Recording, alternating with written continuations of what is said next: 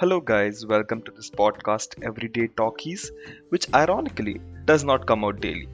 I am Anshul and I talk about random things to random people, majorly about life, perspectives, and thinking process. It's like an interview, or let's say more of a conversation with one or two guests about random topics that interest us. To be really honest, it's just a way to reduce my inhibitions in talking to people. So come join me and enjoy.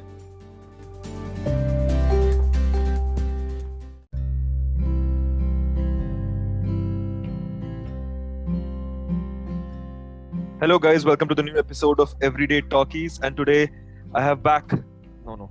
Today I am back with the very old OG guest. Pushkar is on the house after his long break. Or was it long? I don't know. Whoop, whoop. Yeah, it's been too long. Yeah. Well, Pushkar was too lazy to read any new books or was too slow. So we have decided to change book corner to review corner because he wanted to do more of movie reviews and series reviews and what else. In my defense, I also had a lot of college work, and I don't know, the books I've been attracted to these days have all been like 1,000 pages long. So yeah, and I'm also lazy, but ठीक है, जो भी. But no, the thing is you're not lazy. It's just that you spend way too much time watching way too much shit. True. Yeah, I don't know. You don't care about exams. Don't tell me that. I've seen you binging on shows a day before exam. So let's just get that out of the way. Okay, it helps me study, all right? Be glad your parents are not listening to this. But let's move on. You'll have to cut this out. Well, I'll see. If this feels like a good enough content and it gets you some action in your house, then well, why not? तू भाई मरवाएगा. तू मतलब ना. This podcast is costing me too much. Like, well, it's benefiting me a lot. I'm mooching off too much great content from you. तू तन्मय भट्ट बन गया है. The last nail in the coffin, or you know what, the last bit would be just your book launching and becoming like a international bestseller. That's it. Yeah, I don't know about that. I mean, like, कितना time हो गया, but so far nothing has happened. So we'll see. Well, 2021 is out there. It's coming. Probably you'll get good news. Too much bakwas. Let's get into the main theme of New the show, day. Review corner. So what are we reviewing today? I think we already have reviewed it, but the audience will have to listen to this podcast in reverse in order to understand what we're reviewing. Well, if anybody can guess the name of the movie from this small and beautiful synopsis by Pushkar, write down in the comment section. This is not YouTube. I don't know where the comment section is, so tweet it. The comment section is like just DM us, like Instagram pe DM Anshul, and tell him like your theories. Okay, thanks. This was a good show. देखते हैं अभी.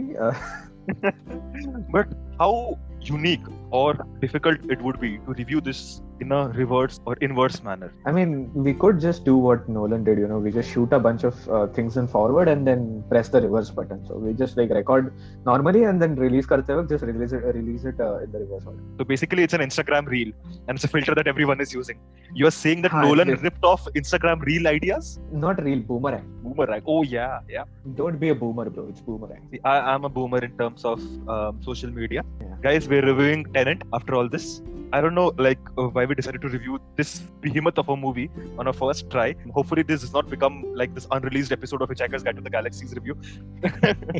But we established a very good tradition in our Star Trek Lower Decks review days. Do you remember what that is? Reading the log line. अभी तो क्या पढ़ेगा बेटा? IMDb? Yes, I thought why not? Just पढ़ ले, like क्या देखते हैं Nolan fans ने क्या IMDb लिखा है उसका. Okay, let's open up IMDb. First of all, guys, watch it in the theaters any which ways. Today Pushkar had a very amazing experience. He went to the theaters and only 5 of them were just in the whole theater. So it was an awesome COVID experience. You can have the whole theater by yourself. Ask the theater guys to play it for you on a slow motion. Or just rewind some scenes if you don't understand. It would be worth it. Yeah. Dude, like, it's been so surreal, like, being in a theater after like 9 months, it's weird. Imagine the creative industry, the whole film industry, who had to pause shooting or, do whatever they had to get these movies. Yeah, right now, like, we have this whole thing, Nolan is like full on slamming Warner Brothers for doing this whole simultaneous release thing where you release their movies, where Warner Brothers is releasing all their next year's big movies in theaters and on their streaming service at the same time. So like all the directors and all the actors and everyone is like completely like angry with them because they weren't consulted at all. I get their frustration because what happens is in most of these big movies, most directors and actors, what they choose to do is instead of taking an upfront payment, they're like, we'll take a nominal fee right now and then we'll take a percentage of the earnings, right? if you open in theaters and the streaming service at the same time, the movie won't earn anything and these people won't get paid. Not to defend rich people already, but still it's a pretty shitty movie. Yeah, and after all, like when you make a movie, you want the producer to just earn enough profit, like so that such movies keep on coming. You don't want this whole thing to end. There have been movies in the past where due to budget, Blade Runner is being like one of the biggest examples. I don't know how did they pull off the second sequel. That's what I'm most scared of. Yeah, but even that sequel tanked, so that's what I'm scared of. Now that Denis Villeneuve has said that he's the first Dune movie that's coming out, it's only going to be the first half of the book, and depending on how it does, they're gonna decide if they let him make the second half. So yeah, like I'm very worried about what's gonna happen with all that. Let's see. COVID has dropped all these plans. Everyone is losing money, but well, we are not here to talk about that. Let's jump into Tenet. After our fans just go away, listening, wondering, oh, we don't have any fans, so what am I talking about? Let's just move ahead. Let's just quickly our fans from the future. Our fans from the future. Oh, yes, our fans from the future, guys. Yes. Let's just finish up the IMDb shitty one-liner, whatever they've written. Let me read this. Okay. Armed with only one word, Tenet, and fighting for the survival of the entire world, a protagonist journeys through a twilight world of international espionage on a mission that will unfold in something beyond real time. They managed to jam in like so much of the movies. Principal words, like Tenet, Twilight World.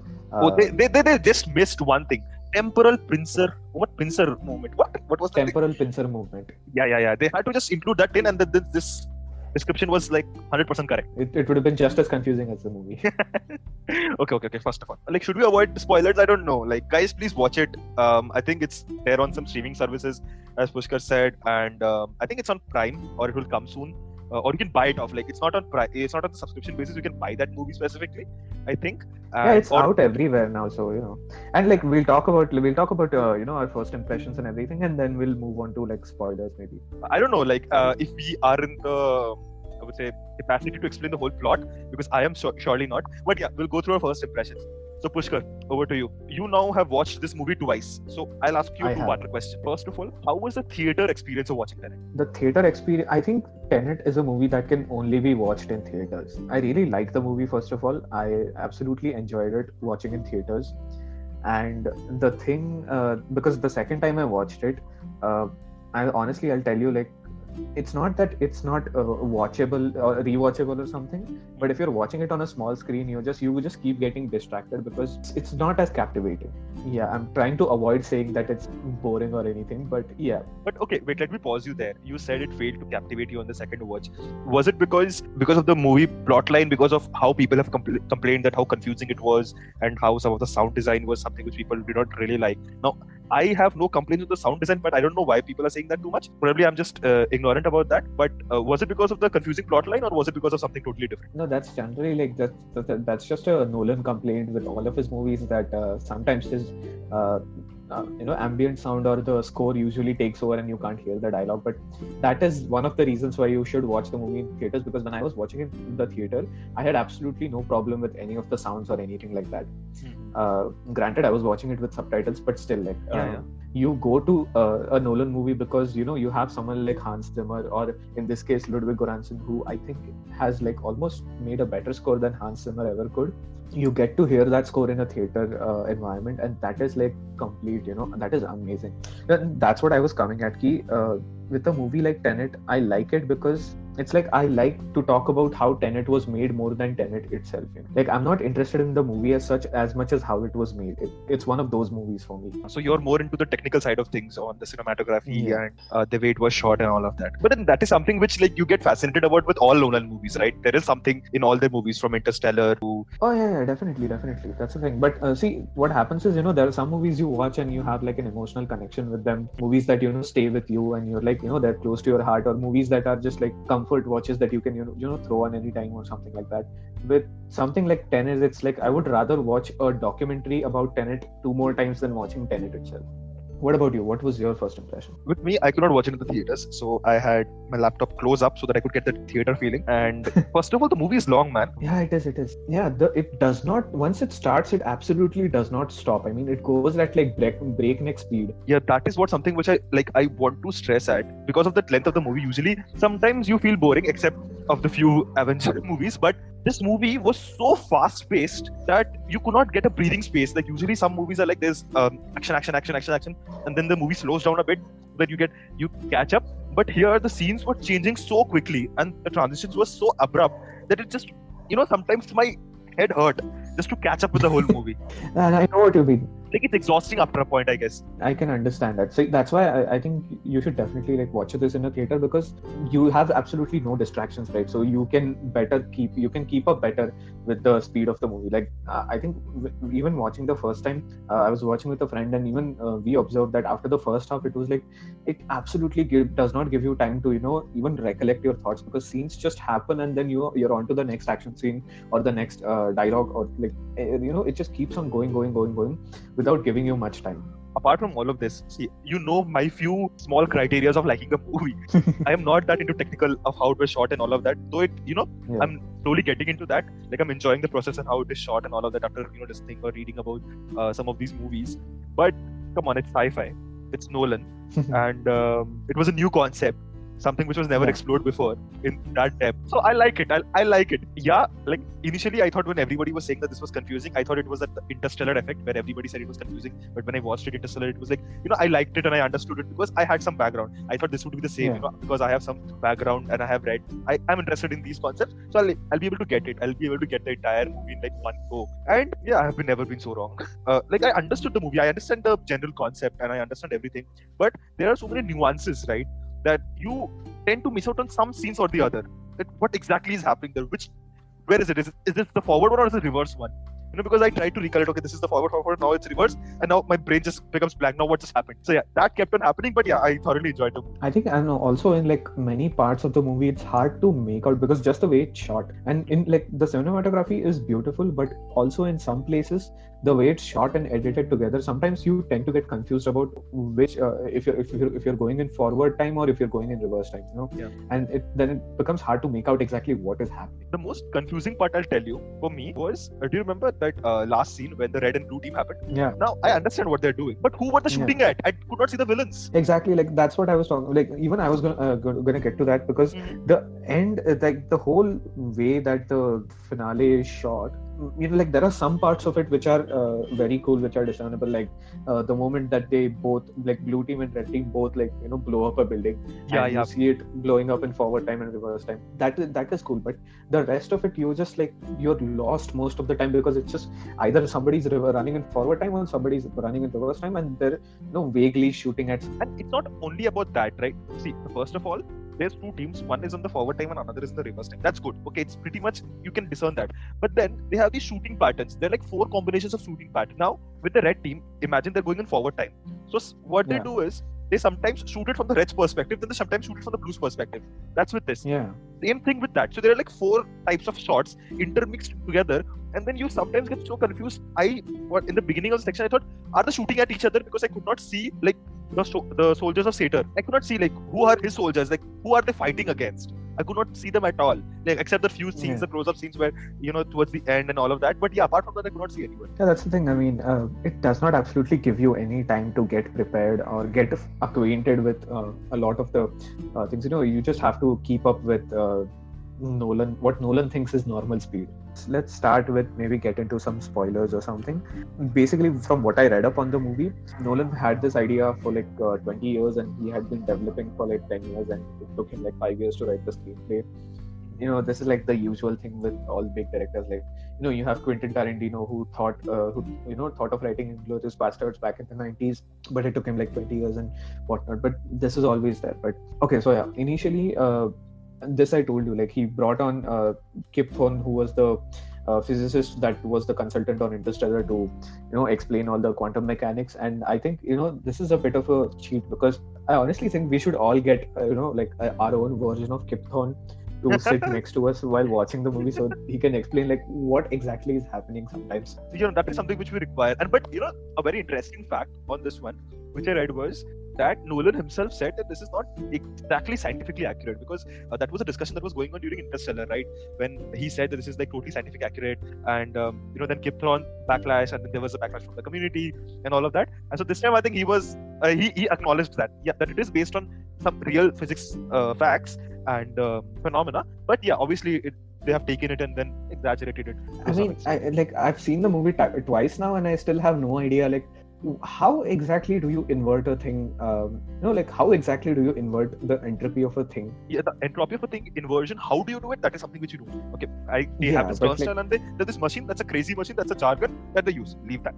Yeah. But the whole concept that you can reverse the entropy. I actually read this in one of my favorites book. That is A Brief History of Time by Stephen Hawking, and where they taught about these 3 arrows of time and how this happens. So it was a very. I read it way back, and when the first time they introduced this concept in the beginning of the film, I was like, damn, I know about this. I'm gonna get this film. This is gonna be so awesome. I'm gonna be the first person to understand it completely. Too cocky, I was. Yeah, but I still don't get completely the whole idea of inversion. Like, okay, you invert something. You forget about people, because people apparently have free will, so they can get inverted and do whatever they want. But if a thing is inverted, how does it travel back in time? Let me make this concept clear. So, do you know what entropy is? Yeah, entropy is like the expansion of the universe. No. Okay, that's a misconception. Entropy is that a body tends to move towards towards a state of a disorder. Now, anybody who is more educated and more explained than me in the social media section, and please don't blame me. I'm trying to explain this the best I have possibly understood. If I'm speaking anything wrong, feel free to comment. Or not comment, or whatever, I don't know. Whatever this is. I'm giving disclaimers, but let's go ahead. So basically, if you see, let's imagine this way, that you have a enclosed box, and if you push in, let's say, 1 cc of oxygen. So the general state of matter is that it will expand, it will vibrate more, it tends to move into a more greater state of disorder. That is why it is said that the universe is expanding, because the matter is tending towards a more natural state of disorder. Now, if you let's look at it this way: if you drop a cup and it drops on the floor and it breaks, so the entropy increases. It means disorder increases in the universe. Okay. So that's the entropy. So what we see is that with time, entropy always increases. We dissipate heat. Right. So the whole idea behind inversion is you try to scale back the chaos. Yes, exactly. So if you scale back the chaos, what will happen? That a broken piece of cup will rejoin itself to a more ordered state. The world will come into a more ordered state. And I think I thought they should touch upon this a bit more in a very small section, which I liked. I don't know how many people realize this. When they had this brief dialogue about climate. Yeah. That's what, like, my friend and I, we were like later talking about that. Tenet is actually climate change propaganda. Yeah. I think, now I might be wrong, but the future people who started this war was that humans in the past did not take care of Earth, and everything was dying. Well, that is what is happening in the real world as well. You can't deny that.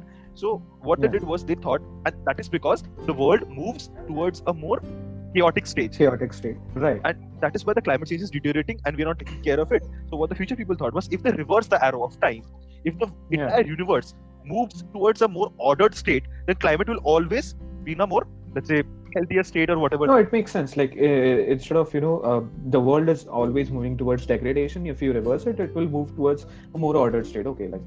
Now the plan makes a little more sense, because when I was watching it, I was like, you're definitely on the side of the protagonist, because he's like, you can't erase the past. You won't have a future otherwise. But if you explain it this way, I think it makes a lot more sense. No, this is one thing where I found they just used it for the plot of the movie was that the future whosoever people who thought that this would be a good idea, and it won't affect them. Like, I was wondering how. Yeah. Because again, they use these grandfather paradox and all of this, and because these have no answers, you are left in a free will society that you can think whatever you want. But from an innate sense of common sense, which tends to break down in this weird world of physics, is if you reverse the order of time and if there's no past, how are you yourself there? There are many theories, there are many things you can talk about, but then this was something which was like bothering me. But I understand they just took nobody knows about it, so let's just go with it. And I think that's the thing. I think what most people maybe were hindered by with this movie, and what even I was hindered by, is when you introduce something like time travel or one of these quantum physics type subjects in a movie, usually what you do is you introduce them so that you can move your story in a certain way. Maybe you want to have like a certain emotional scene between let's say like someone like you want to create situations of emotional tension which would not normally happen in real life. For example, you take Back to the Future. The whole point of Back to the Future is not about creating, not about explaining how time travel works, but more about Marty McFly going back in time to see his parents at his age, and to interact with them. So like that, it's like the story, the time travel aspect exists so that it can force the characters into this kind of situation, which is generally impossible, but it has a lot of emotional weight, right? With Tenet, it's like I think Nolan is more concerned with how the time travel works rather than, or like how the whole inversion works rather than, why it's happening. Because the protagonist, as he's called in the movie, he does not become an active part of the story until the very end. When you find out that the whole thing was actually his idea from the future and this and that. Up until then, he's just there because he got caught up into this whole mess, So like the characters around him always have more information than he does, and because of that, we're just lost as he is, and there's not a lot of emotional weight to any of the story. There's that whole thing with her, like Catherine's character and her kid and whatnot, but that is also like so much on the sidelines. Yeah, that is actually a good point. That why is this important for our protagonist to do this? That's the thing. We barely know anything about him other than like he's a good person and he's trustworthy because he did not give up his team in the opening scene of the movie. That's pretty much all we know about him. I'm just speculating here, but probably Nolan and his team, they got more fond of this idea itself rather than connecting with the audience, because I understand, because of all his movies and all his work, you can see that he explores these weird concepts and he tries to bring them in mainstream cinema, and I love that about him, and I wish he never stops that. Because that is something which I thoroughly enjoy. But you also have to understand that to introduce that, but also bring out that emotional connect, because even if you don't understand the movie completely, at least you go through that character's journey and you feel what he's feeling. Like, probably what am I talking? I don't know. Like if it makes sense, but I think that was something which is missing, I guess, core from the movie. I'm not saying that Nolan should, suddenly turn into like Taika Waititi or something, but because the style Nolan has definitely works. I think Dunkirk is probably his strongest film, and in that, it definitely works because it's trying to talk about a larger message of war instead of maybe personal characters, because the whole movie is about this one big event and how everybody for that Dunkirk evacuation to happen, everybody had to play their small parts. So you don't maybe like in that case you don't need to know everybody's motivation or everybody's character, because you have a bigger like general idea of what this is about, because it's a familiar concept. It's World War II. The British are the good guys, the Nazis are the bad guys, and so that whole stage is set for you. So you don't need to do a lot of work there. I can't say the same about this because it comes with absolutely no information or context. And I get that Nolan is trying to make a spy movie, like it's his take on maybe what a James Bond movie would be like. But again, it's like you need something more than just this one cool concept that you have. And not that there's anything wrong with it, because I still enjoyed watching the movie. Yes, it has problems and everything, but it is still it's still a Christopher Nolan movie with a Christopher Nolan budget, and with his whole vision, which is really interesting to watch. That's why I said I would love to watch a movie about the making of Tenet rather than Tenet. Makes sense. Okay, so let's not drag this too long. If I had to ask you, who was your favorite character in the movie, what would you say? Oh, bro, it was Dimple Kapadia. Oh, okay, that was a... I'm kidding. No, I'm kidding. Just because, representation, bro. Yeah, cool. Makes sense. Okay, now Indian fans will watch Tenet. Go ahead. No, that's what, dude. I just read the news because I was just like, let's Google Tenet to see if I can find something interesting. First news that pops up, Tenet is the most watched movie in India post-lockdown. Works of including an Indian actress, but yeah, works. Yeah, it's not like there aren't enough Nolan fans in India already. Like, okay, but some of the interesting stuff about it. Oh yeah, one more one personal connection I have with Tenet, I guess now, is that the scenes that they filmed in Mumbai. Don't tell me you have visited them. I lived there, dude. Like that scene in Kolaba, where he first comes out of this cafe or walkway, whatever. That's actually that is like the Kolaba Causeway, and I lived there for a month when I entered last year. So I used to like walk that same path every day for like a month. Yeah, that was funny. Like that was interesting to watch, and it's funny to watch movies shot in the places that you've been, because you immediately start to realize that the geography of this absolutely makes no sense. They just wanted to film at interesting places and they edited it together, because if you look up from that cafe, there's the building that's shown, it's not there. It's some other building in some other place. So then it's movie magic. Another funny thing I read was what building they were actually going to use instead of the one they ended up using because they could not get permission? And Antilla. Yeah. Oh, Ambani's house. Yeah, that would be worth Yeah, it. bro. But okay, the main reason why I wanted to ask this question was I thought you would say Michael Caine was your favorite character. Why? Because he's in like 2 scenes? Not even because- 2. He's in 1 scene. No, because you need to tell people that he is such an awesome character that he's there in all Nolan movies. I mean, yeah, it's pretty well known at this point that Michael Caine is basically his lucky charm. He likes to keep him in like all his movies. But yeah, like I think my favorite character was probably Neil, because Neil is like he's like the James Bond that you want in a spy movie. Because the protagonist, like as much as I love the actor, John David Washington, who is Denzel Washington's son. And if you haven't seen Black Klansman, he is amazing in it. As much as I love the actor, it's like he's not given a lot of, like he's not given anything to do really in the movie except look stoic and maybe do a little action. But like Neil is his character is always, like later we find out that he basically knows the whole plot of the movie before the movie even happens. So I think that was really good.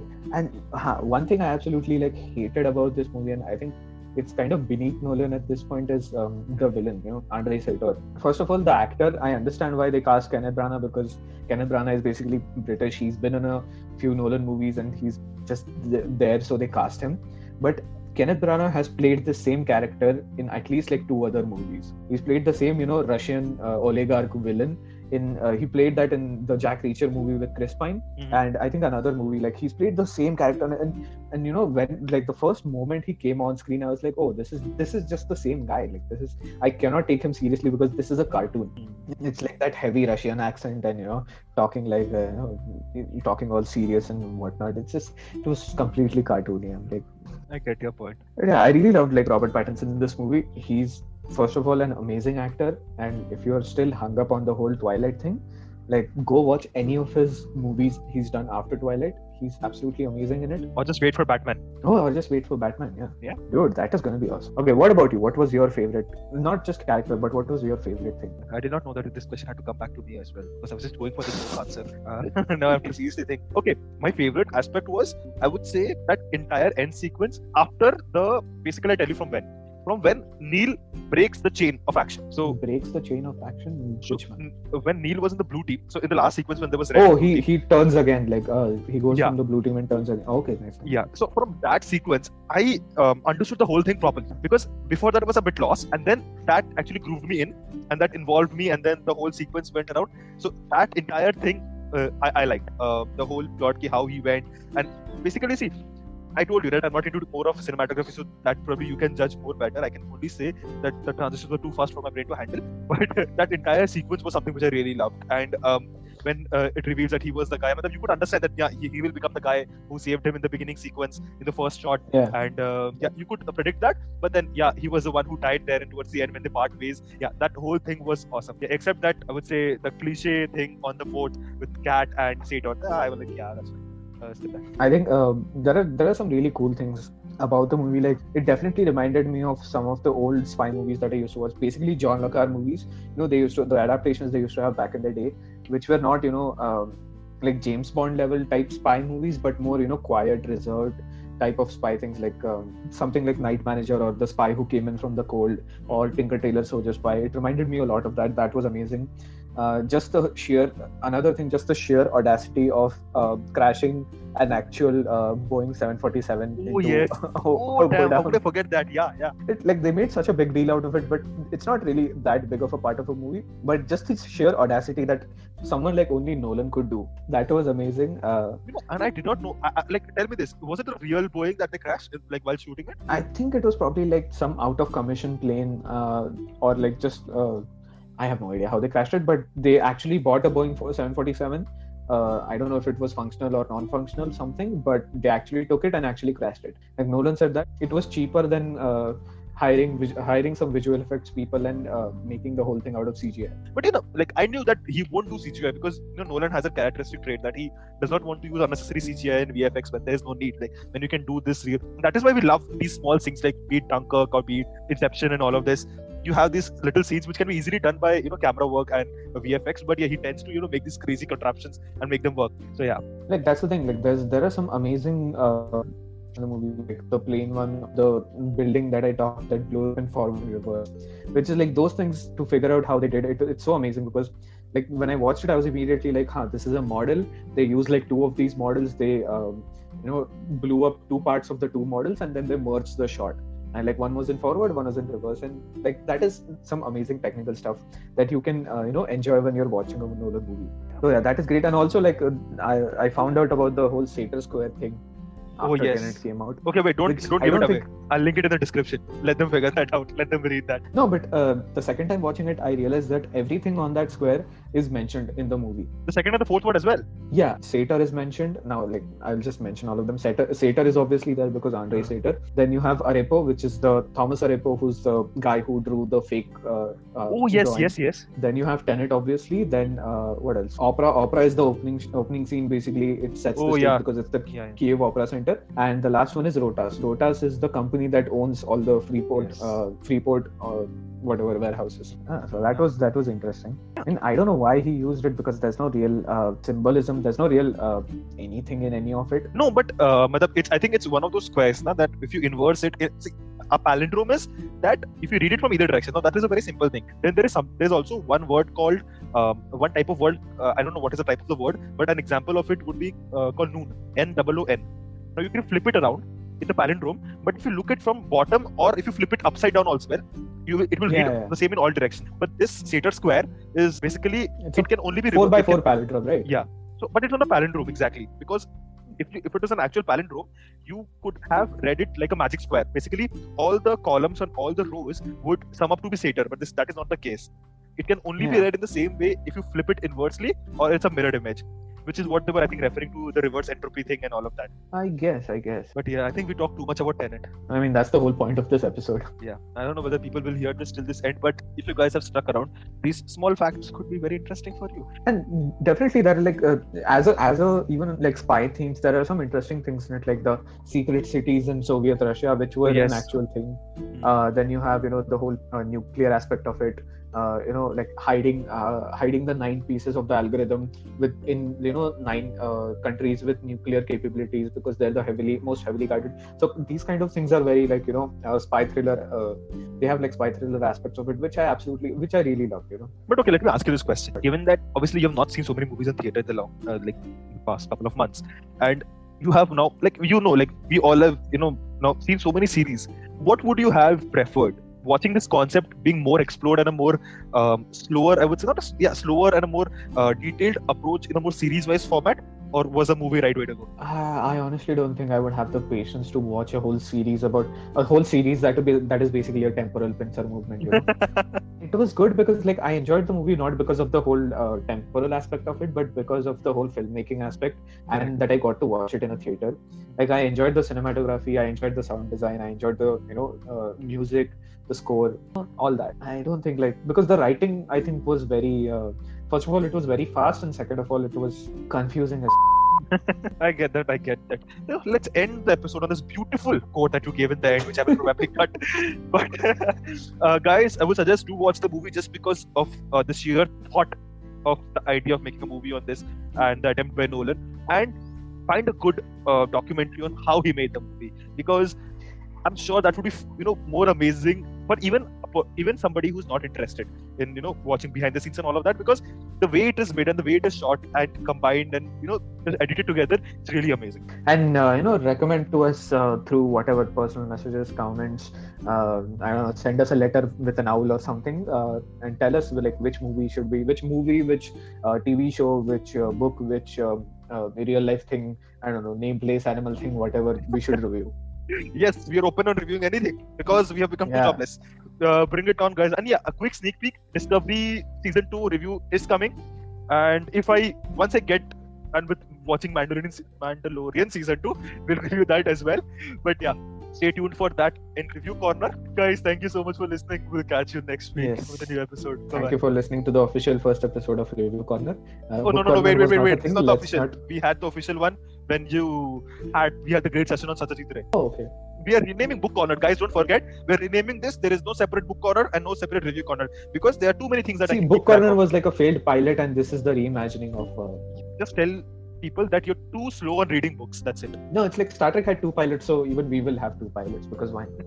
Yeah, the book corner was the Captain Pike pilot. Pushkar, we need to end this episode one day or the other. Thank you guys. Finally, bye. No more delay. Bye. Yeah, this is the start of the podcast. Okay. God damn, bye.